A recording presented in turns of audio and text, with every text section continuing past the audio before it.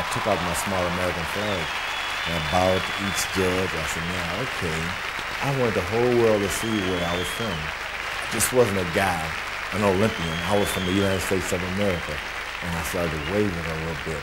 I just wanted the world to know where I was from. And at that time, like I said, a lot of people knocked it because they said, well, this is a strange thing you're doing here, George. But it was, I think I was a little before my time. But if I had it to do all over again, I'd have 2 flags. I remember as a young boy shooting hooky from school, and one of my cousins told me I wasn't going to be anything anyway. And as I stood on that platform with that national anthem playing in the background and they would wave the flag, I remember thinking, I must be an American. Why else would they be playing that song? And I smiled, I smiled. I was something that day. I'll never forget it. And that when waving that flag, I wanted the world to know that I was from the home of Joe Frazier and Muhammad Ali.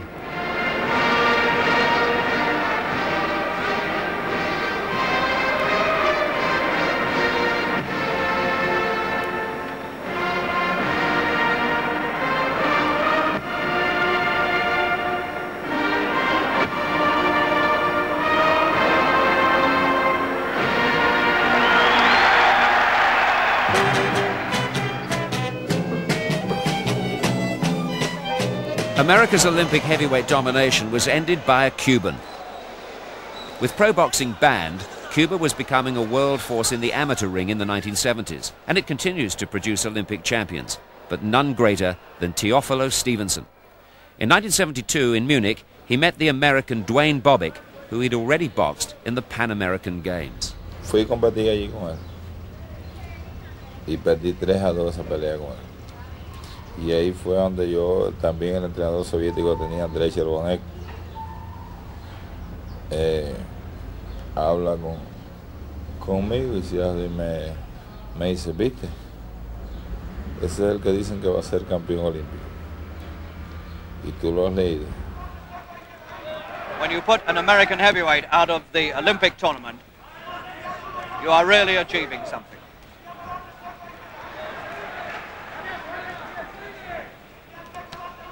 Stevenson gets that tormenting left hand again into the face of the American.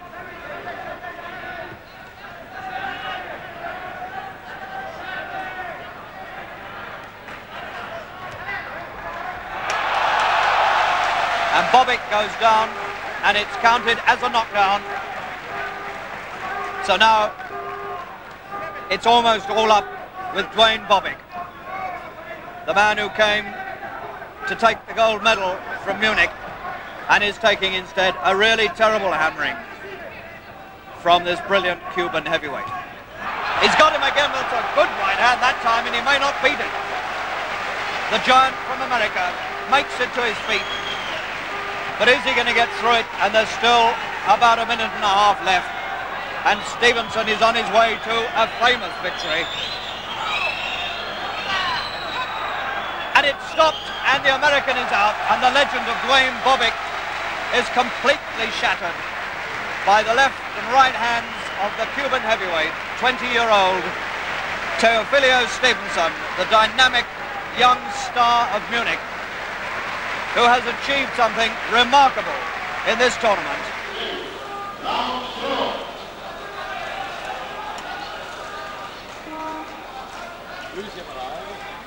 Pushing West Germany. Stevenson, Cuba, there's the right hand. That's what he's done to everybody. Bowled the man over, flat on his face. And Ozing gets up, which shows his strength. Plenty of people wouldn't have done. This Cuban's got the best right hand I've seen in any young heavyweight for years. And Ozing will never come through this. Early in the second round. Probably his nose broken. Real trouble now for the West German.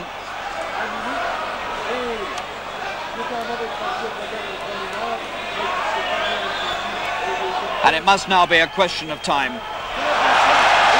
Bowled over again by the sheer force of that right hand. And the count is really only a formality now. He's made it up. Again, so strong, but it's stopped. Stopped. Second round. Stevenson has done it again. And is there anybody around in these championships Who's going to beat this Cuban? I don't think so. It was an accurate assessment. Stevenson was given a walkover in the final after his Romanian opponent withdrew with a broken thumb. It was the beginning of a long and dominant reign for the Cuban heavyweight.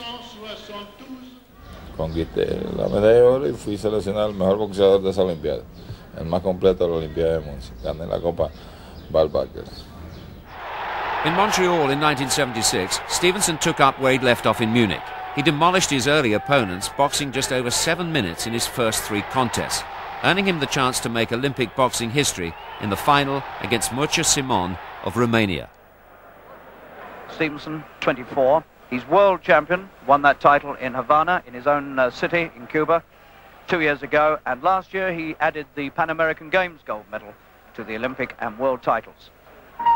And now is within 3 minutes of making Olympic boxing history by being the first man successfully to defend the Olympic heavyweight boxing gold medal.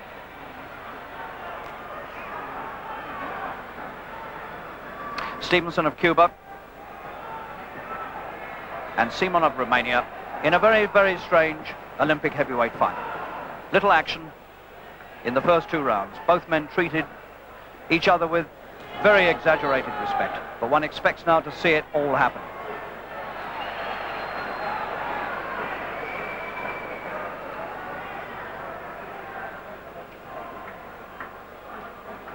Oh, how about that?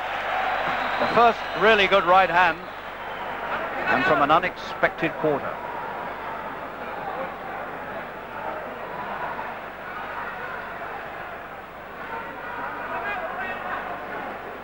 And he's got him again.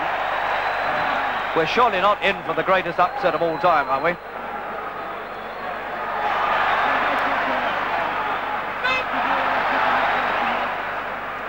Never seen Stevenson this subdued. He's been known to have bad nights, but not in the Olympics.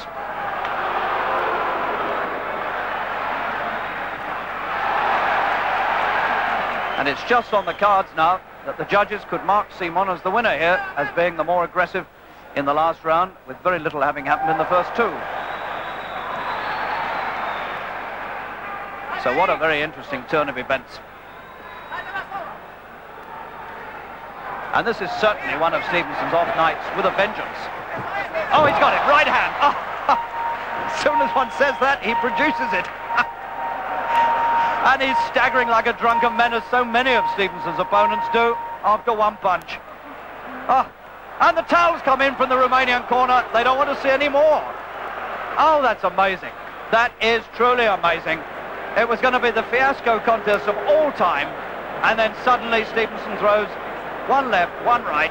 Thank you very much. Good night. Romania finished. What about that? Well, I don't know. That is extraordinary.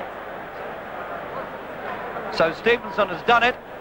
The first man in Olympic boxing history to come and defend the gold medal successfully.